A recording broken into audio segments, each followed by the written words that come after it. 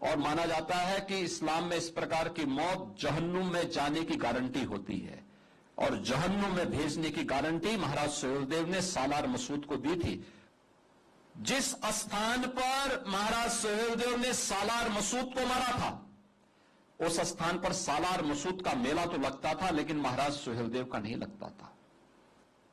जिस स्थान पर महाराज सुहेलदेव ने सालार मसूद को मारा था उस स्थान पर सालार मसूद का मेला तो लगता था, लेकिन महाराज सुहेलदेव का नहीं लगता था। यह भारत की दिनचर्या का, भारत के जीवन का एक हिस्सा है, हमारी सांस्कृतिक प्रवाह का एक हिस्सा है, भारतीय संस्कृति के एक पार्ट है। हर भारतीय परिवार इसे अपने जीवन का हिस्सा बनाता था। उससे इतर नहीं था, उससे इतर कभी नहीं था। लेकिन अन्य नायकों को हम भूल गए। अगर स्कूल कॉलेजेस में झांसी की रानी लक्ष्मीबाई का मंचन हो, स्कूल कॉलेजेस में या इस प्रकार के कार्यक्रमों के माध्यम से हम बच्चों के मन में महाराज सुहेलदेव की प्रस्तुति को नाटक श्रृंखला के माध्यम से प्रस्तुत करें। 1000 वर्ष पहले जो शौर्य और जो पराक्रम महाराज सुहेलदेव ने दिखाया था और एक विदेशी आक्रांता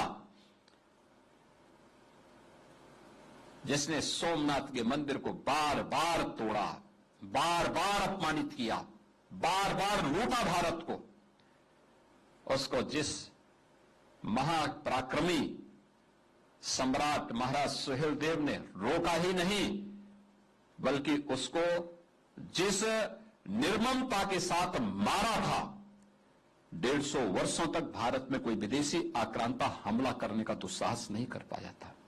लेकिन भारतीय समाज ने महाराज सुहेलदेव को भुला दिया। 1000 वर्ष के बाद आदरणीय प्रधानमंत्री जी की प्रेरणा से हमारी सरकार को यह गौरव प्राप्त हुआ कि हम महाराज सुहेलदेव का स्मारक उस स्थान पर बना सकें। आप आश्चर्य करेंगे, ये गुलामी नहीं तो क्या है। जिस स्थान पर महाराज सुहेलदेव ने सालार मसूद को मारा था उस स्थान पर सालार मसूद का मेला तो लगता था, लेकिन महाराज सुहेलदेव का नहीं लगता था। भारत की संस्कृति को, भारत की सनातन परंपरा को बचाने के लिए जिस महाराज सुहेलदेव ने अपना योगदान दिया था, उनका कोई स्मरण ही नहीं करता था। मुझे याद है, मैं सांसद था गोरखपुर का, मैं एक बार वहां आया था कार्यक्रम में, और वह कार्यक्रम हम लोगों ने महाराज सुहेलदेव के विजयोत्सव पर ही वहां पर बहराइच के पास करवाया था। मुझे प्रशासन ने रोकने का प्रयास किया था, तब भी मैं गया था कार्यक्रम में। उतनी भीड़, अपेक्षित भीड़ नहीं थी क्योंकि लोगों को पता ही नहीं था। लेकिन इसके विपरीत मैं देख रहा था, सालार मसूद के मेले में बड़ी संख्या में लोग जा रहे हैं। भाई क्यों जा रहे हैं? जो तुम्हें रौंदने के लिए आया था, तुम्हें इस नष्ट करने के लिए आया था, उसको सम्मानित करने के लिए वहां जा रहे हो। और आज मुझे अच्छा लगता है जब महाराज सुहेलदेव का भव्य स्मारक बहराइच के उस स्थान पर बना है, भीड़ अब ठीक उल्टा महाराज सुहेलदेव के स्मारक में जाती है। सालार मसूद की उसमें कोई झांकने भी नहीं जाता है। इस सालार मसूद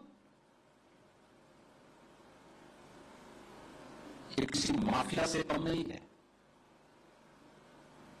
जो माफिया अभी मिट्टी में मिले हैं, उन्हीं का एक रूप था। वह सालार मसूद भी भारत को लूटने के लिए उस समय आया था। ये वही करता था उस समय भी। एक सोमनाथ के मंदिर को ही नहीं तोड़ा था, अयोध्या में राम जन्मभूमि को भी इसी व्यक्ति ने क्षतिग्रस्त किया था। पहली बार लगातार आया था और महाराज सुहेलदेव ने उसको मारा ही नहीं, वह मौत मारा था जो इस्लाम में सबसे खराब मानी जाती है। आग में गरम लोहे के तवे को रख करके उसमें बांध करके जलाया था उसको। और माना जाता है कि इस्लाम में इस प्रकार की मौत जहन्नुम में जाने की गारंटी होती है और जहन्नुम में भेजने की गारंटी महाराज सुहेलदेव ने सालार मसूद को दी थी। और जब तक अत्याचारी के साथ इस प्रकार का व्यवहार नहीं करेंगे, तब तक वह भारत की संस्कृति पर इसी प्रकार का वो प्रहार करता रहेगा, क्योंकि जब भी उसे अवसर प्राप्त होगा।